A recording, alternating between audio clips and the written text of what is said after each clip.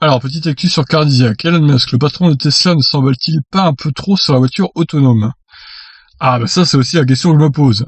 Donc, voyons cet article intéressant. Elon Musk, le patron de Tesla, a récemment annoncé lors d'une conférence à Shanghai que le constructeur était tout près de la voiture autonome de niveau 5, le niveau maximum. Pour de nombreux experts en informatique, cette affirmation est bien illusoire. Elon Musk, le gourou et le patron de Tesla, a parfois des attitudes d'homme politique. Il aime faire de grandes annonces, sans forcément les tenir, et en sachant probablement très bien qu'elles ne seront pas tenables. Retour en arrière, en 2015, l'intéressé annonce que les Tesla seront totalement autonomes en 2018. Nous sommes en 2020, et elles sont toujours bloquées au niveau 2 d'autonomie, qui permet simplement de faire assistance au conducteur, malgré le nom d'autopilote qui pourrait laisser penser le contraire. Rebelote il y a quelques jours.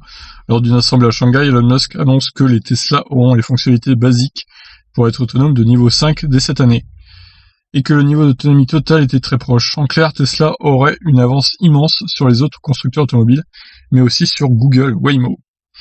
Qu'en est-il de la réalité? Selon certains experts en informatique, le niveau 5 d'autonomie est très très éloigné. À l'heure actuelle, les meilleures voitures oscillent concrètement entre le niveau 2, assistance, et 3, conduite autonome dans certaines conditions type voie rapide. Ouais, donc on va dire que les Tesla actuellement c'est du niveau 2,5 quoi. À peu près. Mélanie Mitchell, professeure à l'Institut de Santa Fe aux États-Unis, rappelle que l'autonomie totale ne dépend pas tant du matériel embarqué, qui est effectivement déjà présent sur certaines autos, mais plutôt sur l'intelligence artificielle et le deep learning. Aujourd'hui, le top de la conduite semi-autonome se comporte bien tant que les conditions sont prédictibles et que l'environnement correspond à ce que la machine connaît. Les problèmes arrivent quand l'auto fait face à des situations qui ne se rapprochent pas parfaitement de ce qu'elle sait. Encore une petite faute dans l'article. Problème, ce genre de situation est en fait bien plus fréquent qu'on le pense, et contrairement à l'homme, l'intelligence artificielle ne peut pas faire preuve de ce que la spécialiste appelle le bon sens, et ne peut pas apprendre toute seule. Les constructeurs et développeurs qui travaillent sur la voiture autonome sont partis sur la stratégie qui consiste à faire un maximum de kilomètres au prototype pour qu'il rencontre un maximum de situations. En clair, engranger. Mais cela ne remplacera pas le bon sens et le cerveau humain. Les situations inhabituelles sont trop régulières. Pour la voiture autonome, il est impossible de l'entraîner pour tous ces cas exceptionnels selon Mélanie Mitchell.